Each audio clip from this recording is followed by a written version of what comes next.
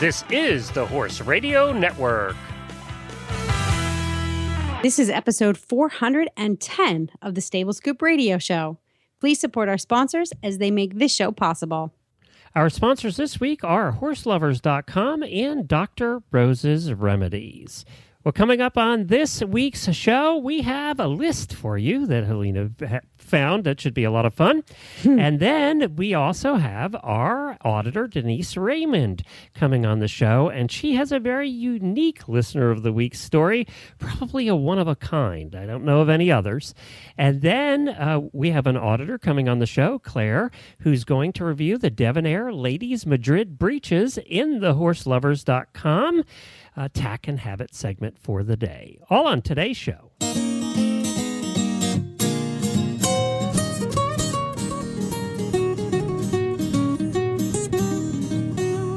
Welcome to the Stable Scoop, with weekly shows delivered right to you.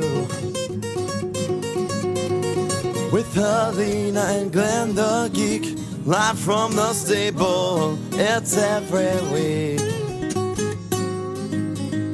Bring you the news through hail or high water, while using their tails as their own fly swatters. So sit on down and laugh till you poop, cause it's time again for the Stable Scoop. Stable Scoop. The Stable Scoop. Stable Scoop. Well, welcome everybody to the show. We're so glad that you stopped by and joined us today. We have a lot of fun stuff planned for you. Helena, how are things? Are you getting any riding in up there in New England? I am, just a little bit. My life is very busy, so I hop on my horse as a means for some therapy. So we're not pushing the limits at all. We're just taking some nice, leisurely, relaxing hacks around town. Cool. And is your daughter riding with you, or is she too busy being a teenager now? She is getting some riding in, but she's also part of an IEA program that does some practicing throughout the summer. So she's riding up at Nora Harris Equestrian this summer and helping out with their horse camp. Cool. Well, then she gets to play horsey a lot. She does. And she's been hopping on Brody bareback actually quite a bit. That's her new favorite thing to do, ride him bareback. Well, if you learn to ride him bareback, you're going to be a half-decent rider later on. So... She comes in with, she has these shorts on, and then she comes in from riding, and her tush is just covered in dirt, and then she sits down on the couch. Now you have a child with horse dirt. Oh, boy. I wasn't, be careful what you wish for. Yeah, I was going to say, that was you years ago. Now it's her. Yep. Getting revenge. Yep. Well, we've been, this is our winter down here in Florida, so we don't do a whole lot. Jennifer we occasionally try and get a ride and drive in early in the morning. Be done by about 8 o'clock when it hits 96 and with 100% humidity. And of course, we're at that time of year when it rains every day. So the horses roll every day and get disgusting. That's a lot of currying you guys have to do. But you know what? It's not so bad with sand. We don't have mud, which... Sandy soil, right? Yes, it comes off much easier. It just gets in your eyes. Yeah, and it gets the in mud their sticks eyes, to your body, but the sand gets in your eyes. It's just like up there when they have the fly mask on and they roll and they can't see a thing because of the mud. Well, the sand cake's caked in there. They can't see a thing either. So we have to take their fly masks off during our daily thunderstorms, which happen about 4 o'clock every day. We probably had 3 inches of rain an hour last night. And just our best to everybody in West Virginia. They're just getting hammered right now with rain, and like 30 people have died and just all kinds of problems down there. So our best to any of our listeners down there in West Virginia. Gotta be tough. Oh, those poor people. There's always something. It's fires in California, floods in West Virginia. Texas got hammered this year with floods. I mean, just all over the place. Well, we are going to get the show started here. We normally at this time we have a regular segment we do for you, but it's the 5th week of the month for us. So we don't usually have anything planned the 5th week of the month. And I said to Helena, go find something. And you did. I did. It's a list. And, I have this Horse Lovers anecdote book. I don't know. It's a tiny little 6-inch tall red hardbound book. And it's got all these interesting horse facts in it. And it inspired me to go look for funny laws about horses. Like, what are the laws about horses? And there's some really old, funky ones on the books. So I found a couple that I thought would be kind of funny. For example, Cool. this one's in Wyoming. No female shall ride a horse while attired in a bathing suit within the boundaries of Riverton, unless she's escorted by at least 2 officers of the law or she's armed with a club. Boy, that wouldn't work on your beach up there, would it? No. I think that's awesome. You can't ride in a bikini unless you've got 2 policemen with you or you're armed. Or a club. Yeah. I like that. That's pretty good. Another one Of course, is... you know, with the bikini, where are you going to put your arms? Just saying. Oh, well, you know, if you follow the old Where's that switchblade going to go? military days, you know, we got stuff. We got stuff. Saddlebags. A pack of some sort, yes. A telescoping club. You can put it in your sandwich case if you're a fox hunter. Some of these are just funny. In Montana, it's a misworded ordinance, and it reads, "No horse shall be allowed in public without its owner wearing a halter." Sometimes that would be better, actually. I'd like to put a halter on a few people I know. There's some horse people we'd like to halter. With a shank. Yes, exactly. And a nice chain. Now, this shank. is just a plain old simple law that I like, and I think I hope it's still active today, and I'm pretty sure it is, actually. It's from Ohio. No male shall make remarks to or concerning, or cough or whistle at, or do any other act to attract the attention of any woman riding a horse. Does that include her That must trainer? have been a serious problem, I guess. I was like, does that include our trainers? 'Cause Yeah. that would be a problem. I get coughed at a lot. It's funny that they put cough in there. Got it. Yes, now I see. Yeah, I don't know. Cough. Well, because I guess they try to spook the horse, or I can see a whistle at. I mean, women have that problem walking through a city, you know. So I can see. You can definitely see where this one came from. yeah, or make a remark. Okay, 1899 vintage law from Waverly, Kentucky. Any person who shall ride a horse in a public place while wearing any device or thing attached to the head, hair, headgear, or hat, which device or thing is capable of lacerating the flesh of any other person with whom it may come in contact, and which it is not sufficiently guarded against the possibility of so doing, shall be adjudged a disorderly person. What the hell were they wearing on their heads? I don't know, but I love the way Little that's spikes, worded. like helmets with spikes sticking out the sides. Yeah. So I want to get my Charles Owen, my blue velvet Charles Owen, and put some spikes on it, and then I'll be a disorderly person. Attach some knives to it, so coming out the side. You know, I can think of is Ben-Hur with the chariots with the little knives on the wheels. That's all I can think of. But seriously, what would you have on your head in 1899 that would have a device? I mean, it has to be. It has to be something like that. Sharp. I mean, right? Did they attach pistols to their hats? I don't know. Oh, maybe a hat pin. Maybe a lady with a hat and a hat pin.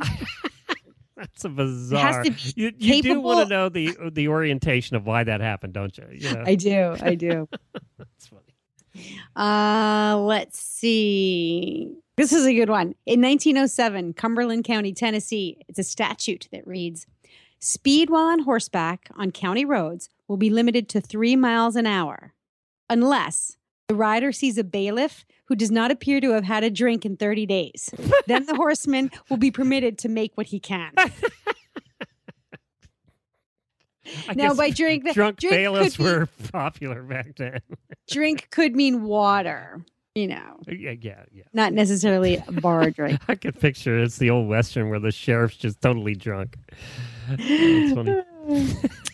Let's see. In Basalt, Nevada, you're prohibited from eating onions between the hours of 7 a.m. and 7 p.m. while riding. Okay. Does that include Funyuns? Because I really like Funyuns.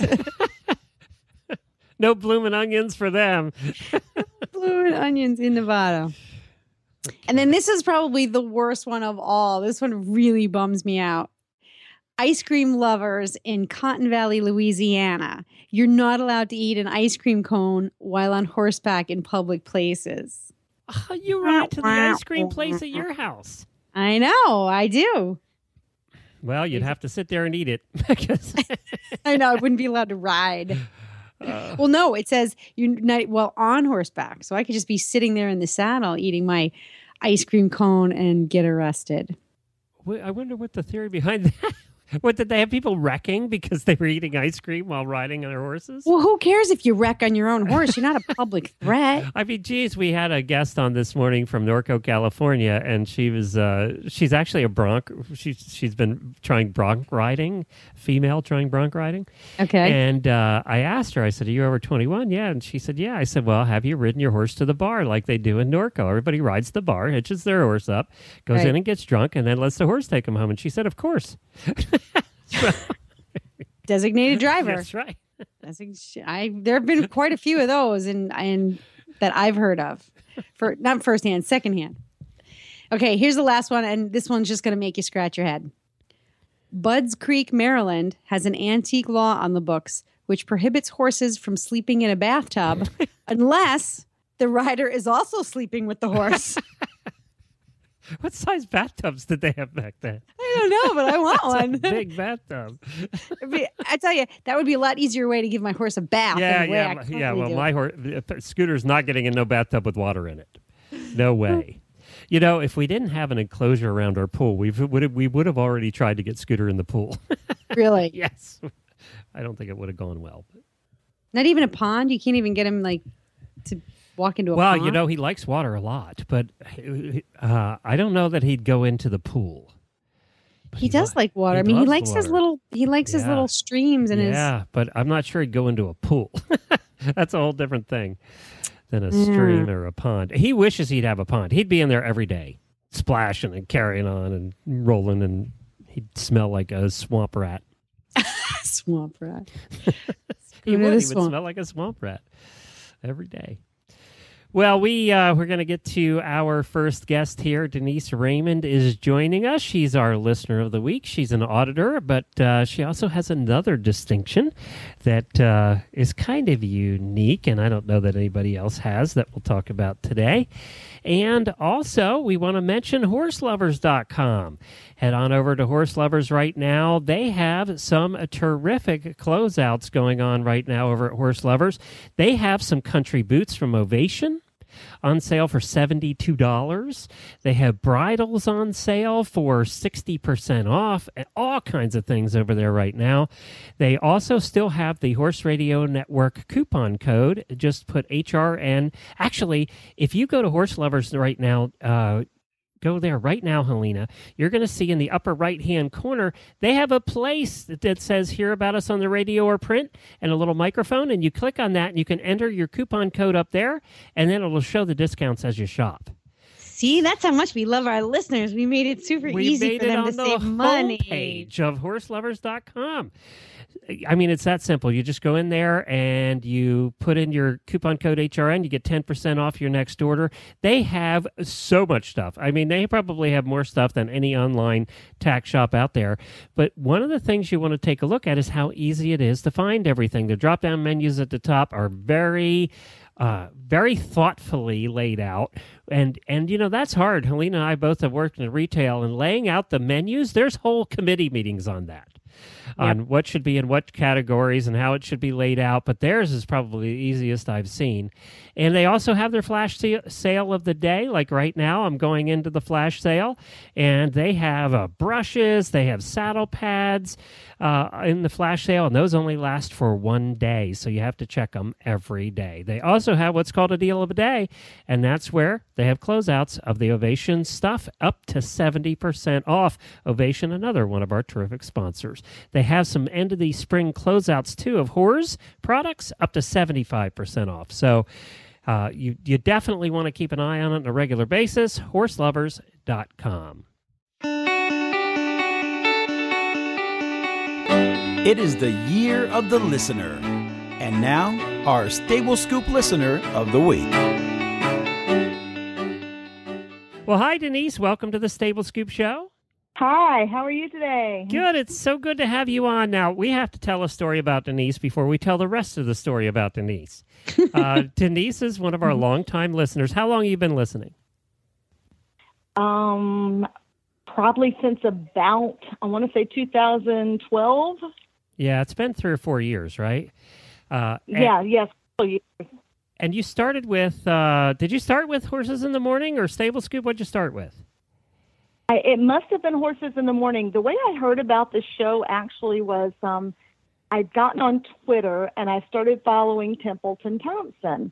And so one day she posted that she was going to be on Horses in the Morning. And that was the first time I'd ever heard of Horses in the Morning. And I listened to it. And then I just started listening after that and have pretty much listened almost every day since. And then you listened to, I know you listen to some of the other shows too. We appreciate that. But what did listening to Horses in the Morning encourage you to do that you're probably unique in this way? Well, about the time I started listening, you and Jennifer at that time were still in Kentucky, but you were talking about moving to Ocala. And so I kind of followed your whole move, listened to all your stories about the time, packing up and moving and the trials of getting everything moved to Ocala. And at the same time, I was finding myself inspired by your story and thinking, if they could do that, they could just pack up. They didn't know anybody in Ocala, really. Well, you did. I guess you had a little bit of family. But they could pack up and move to Ocala like that. So could we maybe? And so I just sort of threw it out there. I never dreamed that my other half would go for the idea. And I said, Ocala sure sounds like an interesting place. It's full of all these horse people, and it sounds like people that are more my kind of horse people. I said, do you have any interest in a relocation? And he said, you know what? I wouldn't mind a change of scenery. Oh my gosh. So it was just kind of, I just threw it out there just to see what he would say. It wasn't really even like I thought he would consider it really. And so he's also an eBay seller, and he sold a Hoosier cabinet to a lady who lives in Ocala and has an antique store. So he made arrangements to deliver this Hoosier cabinet to her. And so I came down for the ride. We came down, and it was the same weekend they have one of those big horsey yard sales that they have here every so often. Yep. And of course that was another big selling point. And as we were driving around Ocala, all I could say was, I want to live here. I want to live here. And so we started the search, but we were really inspired by mainly, I don't think we probably would not have moved to Ocala had we not heard Glenn and Jennifer's story of moving to Ocala. See, so that's what makes her unique. She actually followed us. Now, when they talk about stalkers, Denise is the biggest one right there. Well, Glenn, just put that ego to bed for a minute there. And she was coming to Ocala, not Glenn's house. Although I think we did get together soon after you came to Ocala, actually. Yes, we did. We did. I like, Denise, that you said your kind of horse people. There are different kinds of horse people, and then there's a strata of us horsey folks, and we kind of seek each other out. You know what I mean? There's this very specific kind of horse person you want to hang with. I found that where I'm from, it was kind of limited. There was one small group of horse people that were trail riders, which is what I really like to do. And if you were kind of limited, you had to be friends with that group and ride at the pace they wanted to ride at and do what they wanted to do, or you didn't ride. And here the options are just endless. You can just post on Facebook, on one of their Facebook pages, one of the Ocala trail rider groups, and say, hey, I feel like a slow ride tomorrow. Anybody in? And you'll probably get 10 responses. And I'm telling you, Denise is a serious trail rider, and there's tons of that around here. You ride more than anybody I know. Every day you're posting from a different spot around here that you're riding. You ride a lot. She made the most of her move. Yes, she did. That's why I moved here. It's like I didn't move here not to really get myself into the horse community. So And you've tried trying it so all. many different things. One thing I like about Denise, she's ridden with Jennifer a lot too. They go riding together a lot. But one of the things I really like is that you'll try anything. You've tried cows and all different kinds of stuff. Yeah, I'm like the master of none, but I'm happy to try. I've gone to working equitation clinics. I've been to police obstacle training. This is all in the past 2 years that I've lived in Ocala. It's just been incredible, all the different things that I've been able to. I've gone to a couple of Pirelli clinics over at their place. It's just, there's something going on all the time. And even though I'm not that great at any of it, it's just fun to show up and be involved. And how many critters do you have? 7 horses, a pony, and a donkey. And we moved 7 with us from South Carolina. So I've acquired 2 since we moved. 7 horses, a pony, and a donkey. Now, who's the do you have any naughty members of your herd? And if so, who's the naughtiest? Let's see. That would probably be the pony that comes in up on the porch and in the house frequently. Of course it is. I love it. It's always a pony. It's always the pony. I was like, I know it's not going to be the donkey because donkeys like to have a job to do. They're all serious about their job, But the pony comes up into the house? Yes, he does.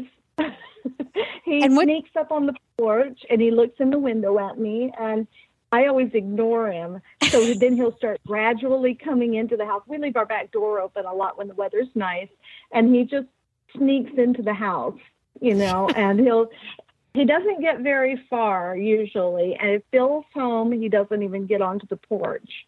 But he knows if I'm home alone, then I let him get away with stuff like coming in the house. So he is the worst. Although my big Appaloosa came in the house one day. Patootie came in the house one day, and that was interesting. I love that you have an appy named Patootie. So we're gonna put that in a little box with a bow on it. Okay, that's a gift to me. Thank you very much. And so it's perfect, isn't it? She also has one of the most spotted apps you've ever seen, Helena. Patootie. So, gosh, you know what? Horse Radio Network is the perfect place for you, Denise. Absolutely. So, I mean, why I would let my pony kind of saunter in the house, I think. I would, Well, why not? Little. He's not a big. He's like about the size of a Shetland. To me, he's not that big. He doesn't really. He just kind of noses around if he comes in here, and the dogs growl at him. And then if Bill's home, he comes and yells at him, and he just turns around and saunters back out again. I got to tell you something else, too, about this couple is Bill. I admire him so much because I like to ride bike, and Bill liked to ride bike, too. But when you moved here, he was not a serious bike rider, kind of out of shape, right? That's right. He was more a motorcycle guy than he was a bike rider. And that has changed a lot since he moved to Florida. Yes, it has. He was also a smoker at that time, and in January of the year we moved, he quit smoking, and he'd gotten into bike riding just before that and realized that the smoking actually was prohibitive to his bike riding because he was doing distance rides and things. So he quit smoking completely, and he goes off and does these 100-mile century bike rides all the time. And I think he's insane, but he's really enjoying them. And he's lost a lot of weight. He looks great. Yes, he has. Yes, he has.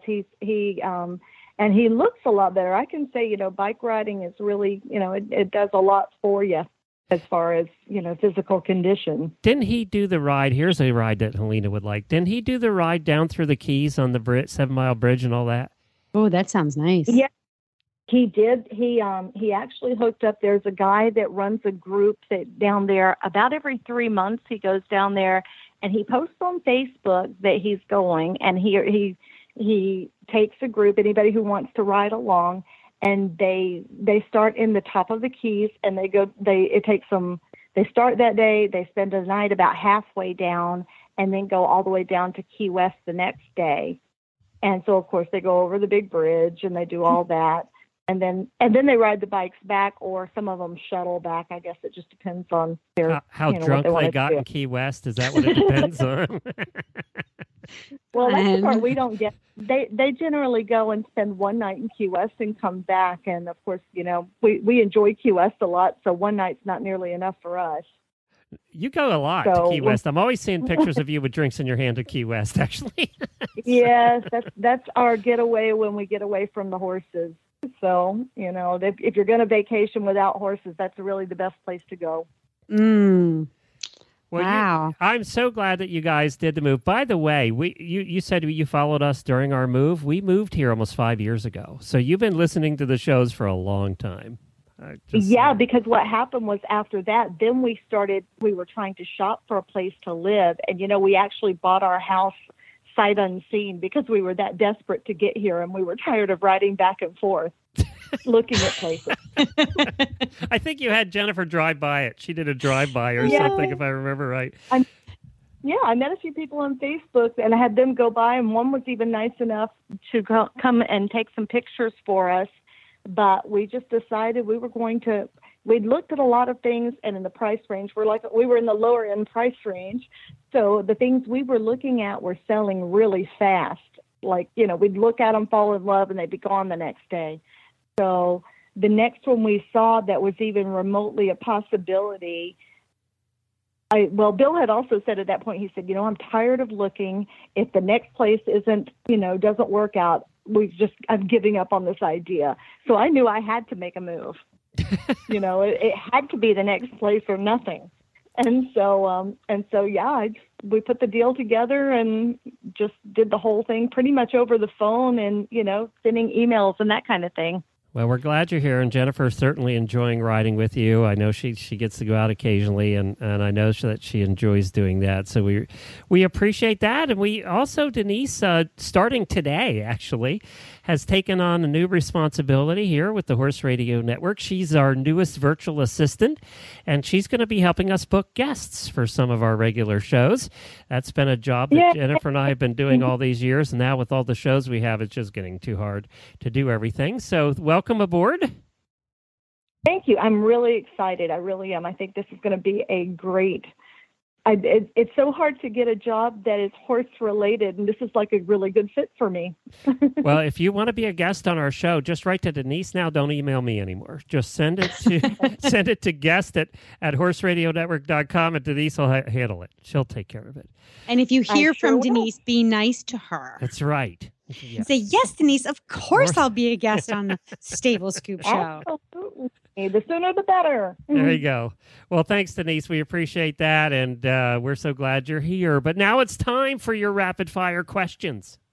Yes, ma'am. Oh, okay, boy. That means Helena needs to pay attention. That's right. Okay. Wake up. I'm up, just not paying attention. Okay, here we go. What's your favorite food, Denise? Sushi. Ooh, come over to my house. We have sushi all the time. Yes, I'm a sushi girl. Gotta live Denise, close to the sushi bar. Tell everybody how often you eat out. Several times a week. Yeah, that's an understatement. There's this on Facebook. There's a place called Ocala Word of Mouth, which is where you can post about your restaurant experiences. And I see Denise on there almost every day posting. So she doesn't cook. Nobody cooks in that house. Good for you, Denise. She is living her life happily. I love this. You know what? Bill always wants to eat out, and so I'm assuming he just hates my cooking. So, but if that seems to work okay. Hey, why not? Exactly. Makes your life easier, and you get a delicious meal. That is true, and leftovers always. And leftovers. So, if we were to ask Bill the next question, what is your least favorite food? He would say Denise's. So, and that would be the answer, right? I don't know. He probably would say sushi because he hates sushi as much as I love it. Interesting. Then what's your least favorite food? Well, I grew up in the South, but I still just absolutely cannot eat okra. Oh, me too. That is the slimiest, most disgusting stuff there is. I met a woman in Antigua a few weeks ago, and she was telling me about a Caribbean recipe that it's an okra recipe, but they boil it. They boil it until all that slimy stuff rises to the top of the boiling water, and then they throw in cornmeal. Then they drain some of the slime off, and they throw in cornmeal, and you end up, and then they deep fry it. So, but you end up eating like these little okra balls, but without the slime, and it's in cornmeal. It sounded so good. Of course, then they put all these beautiful Caribbean herbs and spices in it. And I was like, that was cover up the taste of the I okra. know. I was like, that's the first time I've ever actually wanted to eat okra. Anything that has slime that gets boiled out of it is something you have to wonder why you're eating in the first place. It's just a plant. Yeah, I never understood okra exactly, but it's a big thing in the South. It's just, The only place I can eat it is in some of the Cajun cooking. They chopped up the okra and put it in, but then it's so covered up by seasoning you can't tell what it is. Yeah. Gumbo has okra sometimes. I can tell. I can always detect that little bit of sliminess. Okay, so no okra at our parties, Glenn. No okra. Absolutely not. Okay. What is your biggest equestrian pet peeve? I know this is a weird one, but it drives me crazy when I'm watching horse shows like that. I shouldn't call them out maybe, but like that show Heartland, and they jump off the horse. They either throw the reins to the ground and they just take off running, and the horse is left standing there like the horses are always going to stand there like that. Or they quickly tie the horse by the bridle to the nearest tree and take off. Yeah. And that just makes me crazy. I go, don't do that to the horse. Don't tie the horse by the bridle to the tree. It just makes me crazy. Or even in the barn. They go to the barn and they'll just tie the horse up by the bridle. It just makes me crazy when I see that. I know. All it takes is one bloody mouth and you're all set with that. I know. When I see him do that, I'm like, who does that? Okay. So, do you have a favorite professional or celebrity equestrian?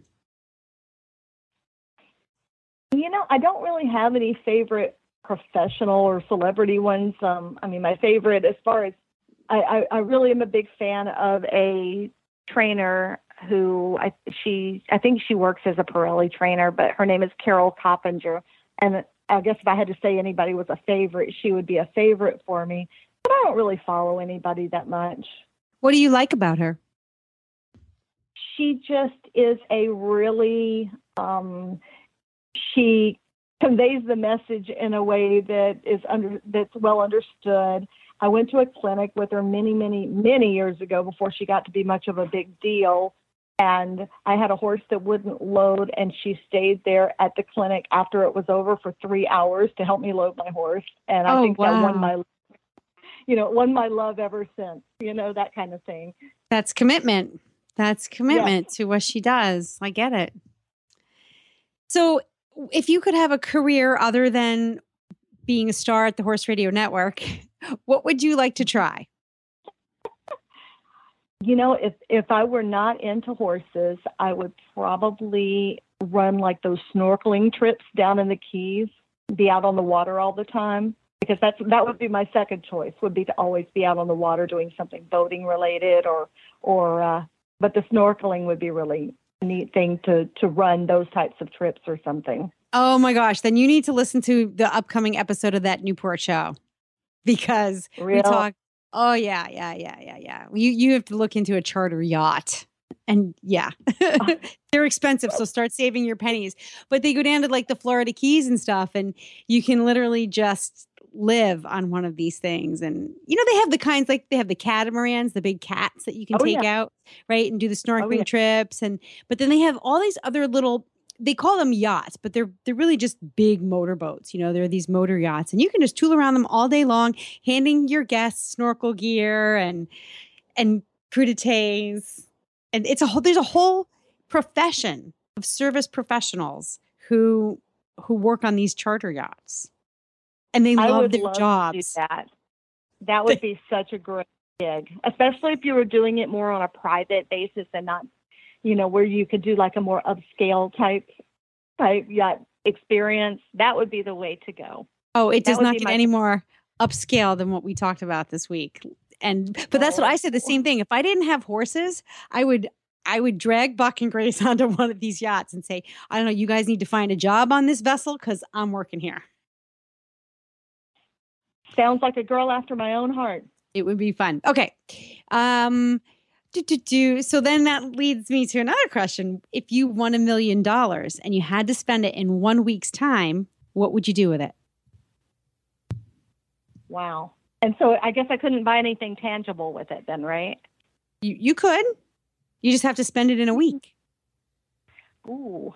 I bet I could find a really nice place here in Ocala and get my money spent in about a week. A house, you mean? Like a property? Yes. The Padua yes, Stables is for sale. That's only about $19 million right now. So that's well, I would need a few million, so I guess I'm going to have to down my expectations a little. Well, you could put a down payment. It's 700 acres. That's 23 buildings, and the house is like 12,000 square feet. So you could rent out to Jennifer and I. You could rent one of the other houses out. Well, something to think about, but something also tells me I probably couldn't even remotely afford the taxes on that place. Exactly. That's what I was thinking. Yeah, they'll get you on taxes. Or, well, you don't have to heat it, but you would have to cool it. Yeah, right. Can you imagine air So your conditioning on 23 bills. houses? Yeah. And imagine the staff you would need. Yeah. The mowing. They keep this place immaculately mowed. I mean, all 700 acres is just pristine. Yeah, so there's maintenance. There's a lot of maintenance. I think I could operate on a bit smaller scale than that. So Glenn, we're all playing the lottery. We should all keep our eyes open for other properties for sale in Ocala. You would stay in Ocala, you said? Yes. Yeah, okay. Yes, I would stay in Ocala. I think, although I wouldn't mind having a home in the Keys as well, but my first priority would be to buy something really nice here, I think. I'm with you. All right. I love it here. What is describe yourself with just 3 words. Resourceful, funny,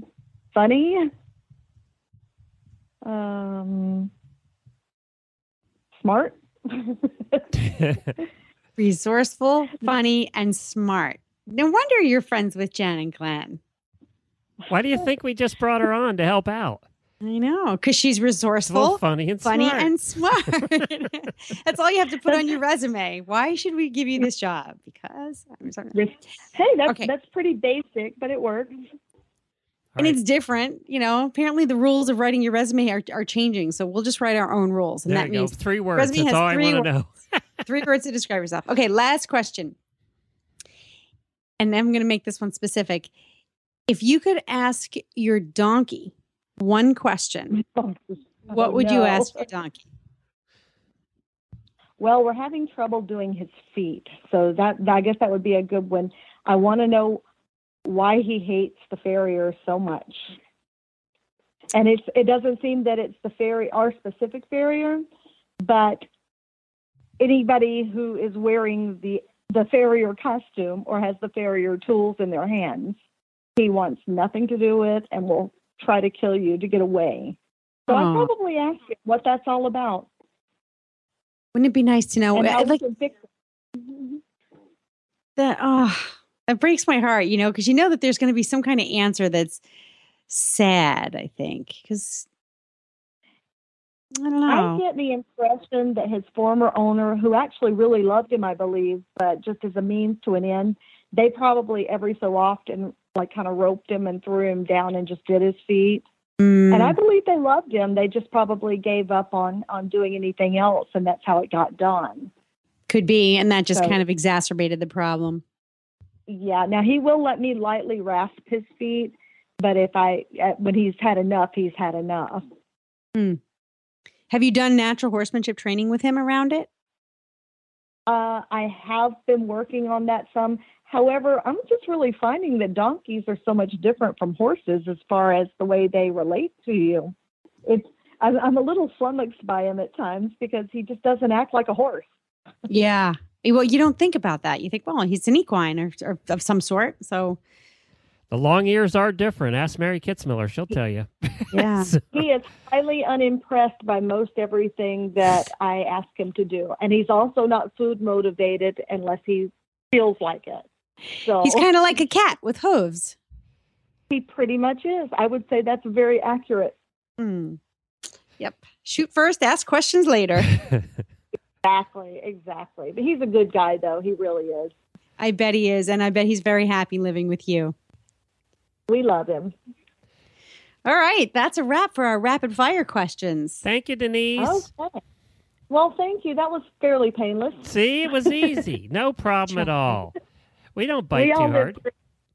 I know. We only bite each other. Glenn and I that's wrestle like a couple of wildcats. You know, we're nice to other people. Well, y'all should get online and do that a little more. What's What? that? Y'all could have one of those little biting matches online, and we could all watch or listen. Yeah, we have kind of quieted down there, Glenn. Yeah, we have actually. It's gotten better we're getting older, and we get lazy. It's true. We're just too tired. I know. That's what it is. Well, thank you so much, Denise. We'll look forward to working with you here. Thank you, and I'll get back to it. And y'all have a wonderful afternoon. All right. Thank take you. care. You too. All righty. Bye-bye. Bye-bye.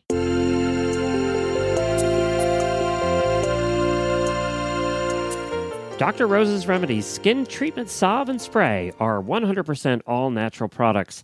They are anti-inflammatory, antibacterial, antiviral, and antifungal. Dr. Rose's are made with all human-grade ingredients and are safe and effective for treatment for all manner of cuts and scrapes on your horse. And Dr. Rose's is the must-have product here at the Horse Radio Network headquarters to keep PT Scooter's delicate white pasterns free from dew poisoning and scratches. Ask for Dr. Rose's at your local tax store or feed supplier, or visit them online at drrosesremedies.com. That's drrosesremedies.com.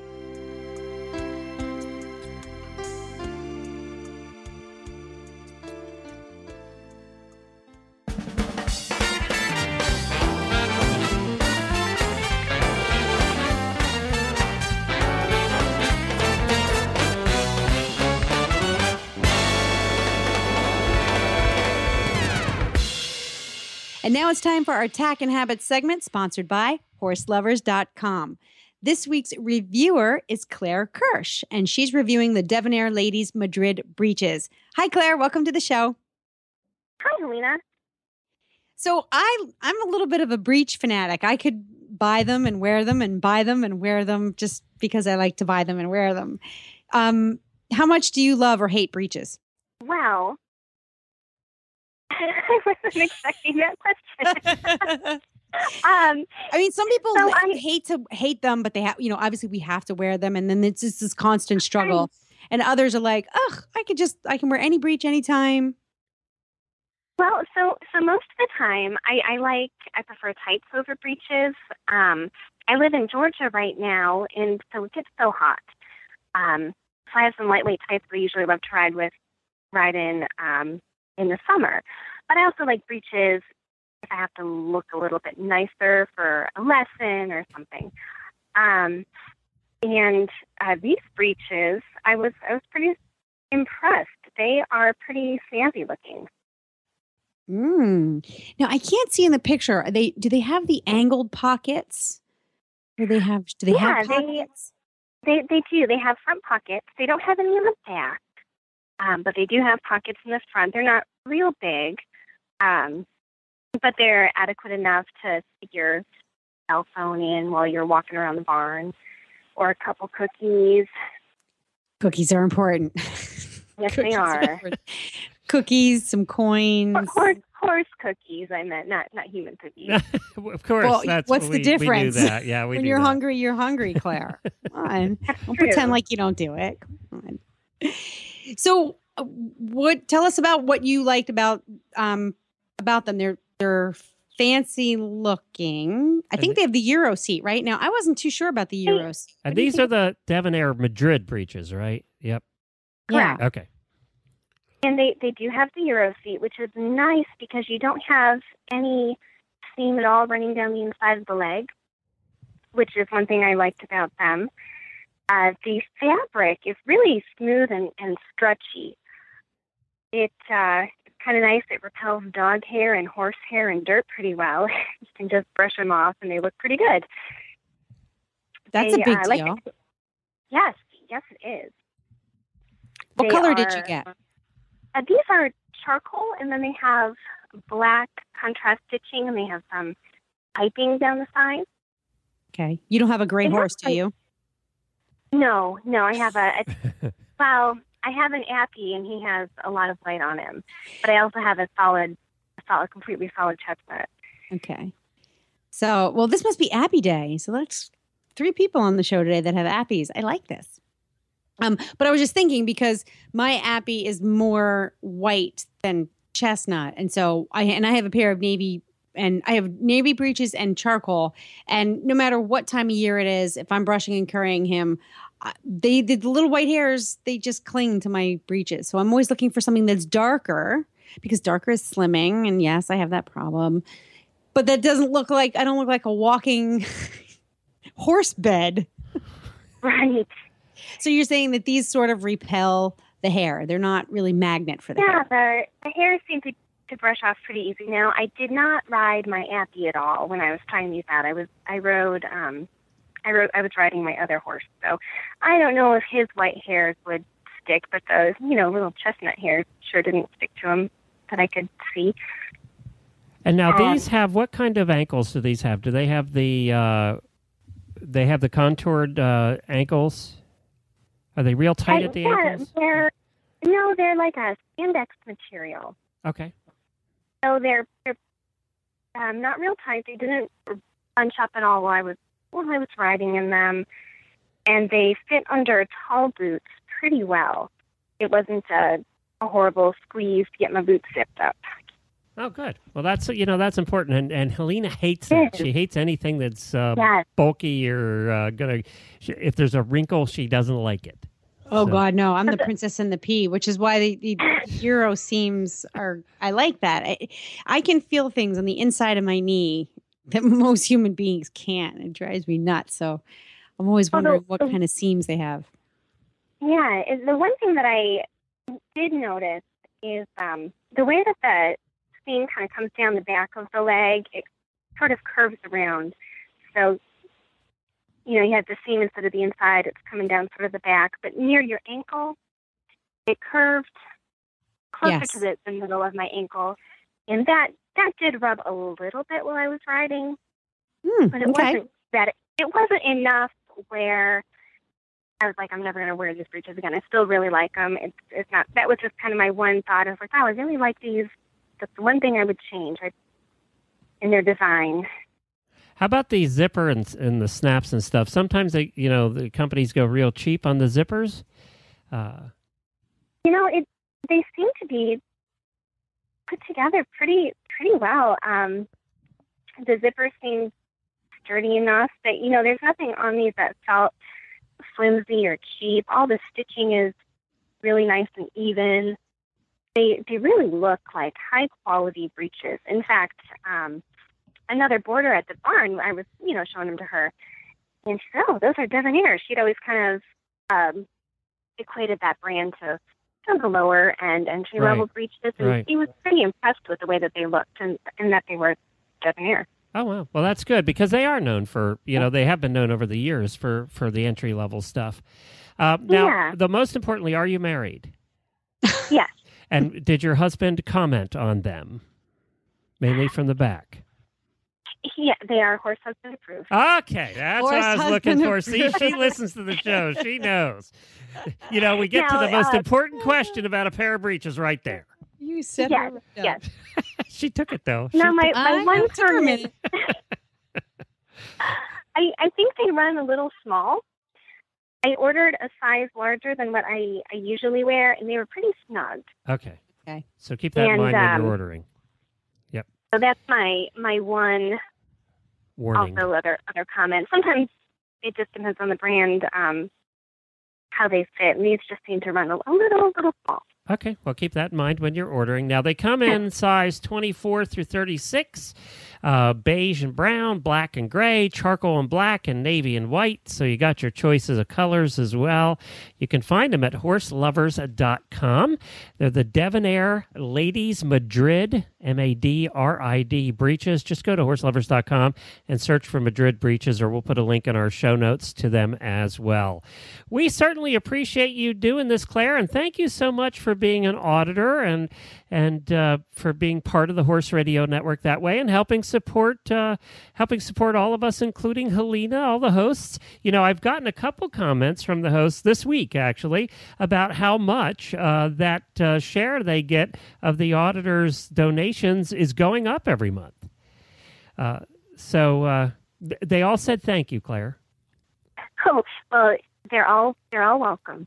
Cool. Well, we appreciate you. Well, thank you, and these are nice breeches. I appreciate them. I'll be wearing them frequently. Claire Enjoy. approved. Claire approved. That's Yes. the best part. Yes. Enjoy Of course. them. All right. Thanks, Claire. It's so funny because both guests today, after we were done talking to them, said how nervous they were to come on the show. And doesn't that still surprise you that anybody gets nervous to talk to us? Yeah. I know.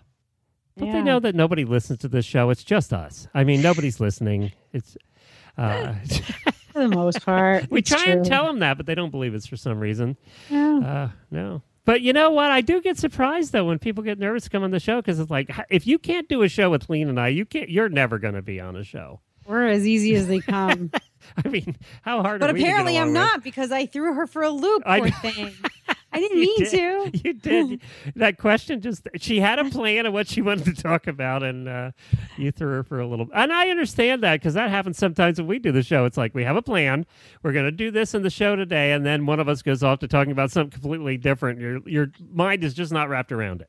You know, and I take for granted the fact that we can just adjust and adapt. Like our Right. conversation can go anywhere. But then again, we've been going with the conversational flow for 9 years. I forget that. Yeah, we do, actually. We forget that this is their first time. We've been doing this for 9 years. Yeah, like but also too, we both have a little ADD. So we Right. the conversation could be going in one direction, and then suddenly, whoop, somebody goes over there, and we're both like, oh, okay, new direction, let's go. And I think, too, we do the interviews every week. So we try and mix it up a little for our own benefit, too. That's true. You know, to keep it interesting for us, too. And, you Yeah. know, it has been this, because none of these conversations with the listeners has been the same, that's for sure. They just go off in different directions, and that's what makes them so fun. Getting to know them has really been a great time.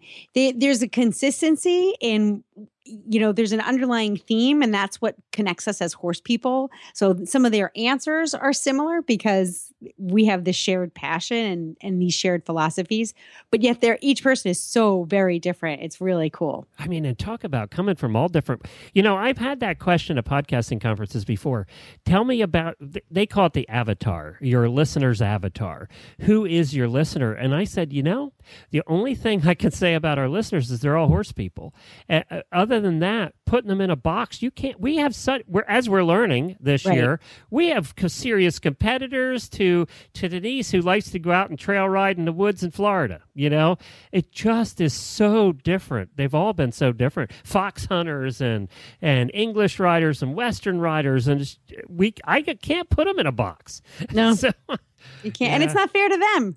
no. And they wouldn't fit in the box, and it's not fair to even try. They're just such a diverse group of people. We come from all walks of life. That's what makes this so fun. I know.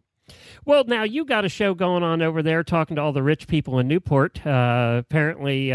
So how much does it cost to rent a yacht for a week in a Newport? So, well, we'll put pictures up on our website of some of them. One of my favorites is called Gale Winds, and I believe that was a 106-foot yacht. Whoa. And that one goes for $49,000 a week. Oh, well, we'll come up and join you. Yeah. Yeah, we'll split That it. goes for 49. The other one that we went on, this was the Zoom Zoom Zoom. That was a 160-foot yacht. Whoa. And it comes with one of these huge inflatable water slides that descends from the top I deck. saw you posted a picture of that. Yeah, it was all I could do not to slide down that thing and into Newport Harbor. It has jet skis and kayaks and stand-up paddle boards and jacuzzis, and it is everything that you would think a luxury yacht could be. And actually, this one was owned by a family on the West Coast. They have 4 kids, and it's so while it's very luxuriously appointed, it's also designed for a family on vacation on the water. It was really cool, and that one goes for $180,000 for a week. Oh, yeah. Yeah. My guess is they're in the tech industry. This Deep family pockets, deep pockets. But I'll tell you what, these are the luxury yachts. There are all kinds of motor yachts that you can charter for the day, the week, or a month. And, having been immersed in the industry, so the show we went to was a trade show actually for charter yacht professionals. So it's not just the people who lease these yachts, who charter them. It's also the crews, the people who outfit the crews, the people who supply the food, the chefs and everything. There are options for the average person's budget if you want to charter a motor yacht. Let's say you go down to Florida. A lot of them are based out of Fort Lauderdale. Right. So you can because they can hit the intercoastal waterway from there too. Exactly. Yeah. Or you fly to the Bahamas. You take a quick flight over the Bahamas, and then you can cruise for a week around the Caribbean. It's actually not as far out there as you would think. It's just that the ones we happened to reviewed were at the top tier of the. Well, you're getting to do some cool stuff with this new gig of yours. It is so much fun. It's the most fun I can have that's not in the saddle. Honestly. It's great. And you get to dress up and look pretty. I do get to dress up and look pretty. It's funny because, we were around all these. June has turned out to be boating month. So I think that's going to be what we do going forward is every June we're going to highlight the boating industry some way. But so, we go to these, we're on these yachts. We're in Newport shipyard, and these people speak their own language, just like we do at a barn or a big horse show. And I say to them, I have no idea. I know nothing about boats. I'm a horse person. And the minute you say you're a horse person, everybody stands at attention and they go, I love horses. I don't know anything about them. I was on one once. And that's how I feel about these boats. I know nothing about their boats, but I was on one a couple of times, So it's really kind of fun to be the person who doesn't know anything among all these experts. It's cool. Because it's so cool because it's so new for you now. So you're getting the new eyes looking at it. Yeah. And I'm inviting everybody out to the farm. I'm like, come over to Little Compton. I got a really nice horse you could ride, and they're like, really? I'd love that. So it's kind of cool to see their eyes light up. They're standing on this 160-foot yacht and they're lighting up because I have a horse who can carry them around the field. That's funny. Well, that's called That Newport Show. You can find it at thatnewportshow.com or just subscribe on iTunes or any of the podcast players that you use. You can find it. You can find it there. And also, you can go over to stablescoop.com to find all of our past episodes, or go onto our app. Search for Horse Radio Network in the App Store, iOS or Android, and you can download it there. It's free, it's easy, and it's probably the simplest way to listen to all of our shows. That's it, I think, right? We're wrapping up. That's it. We're done. Okay. We are done. I'm out. That was plenty, I think. I can't keep up with you, Glenn. I can't. You don't even follow the show notes anymore. No, my ADD doesn't allow me. You don't. I'm like, where do I go? Mine's in purple. Literally, people, I'm trying to follow the show notes. We spend a lot of time laying out these production notes, and I try to follow them, and Glenn goes, zoom, right by them, and I have absolutely no idea. Say until then, happy scooping. Or where I am. Here's what, I'm going to make up my own notes. This is what I'm going to say. Okay. To our listeners, thank you so much for following along Stable Scoop for so long. And those of you who are new, we are really happy to have you. I hope that you have fun while you're here with Glenn and I and our guests. We will be back next week with more. Until then, happy scooping. Wow, that was professional. Yeah. Yeah.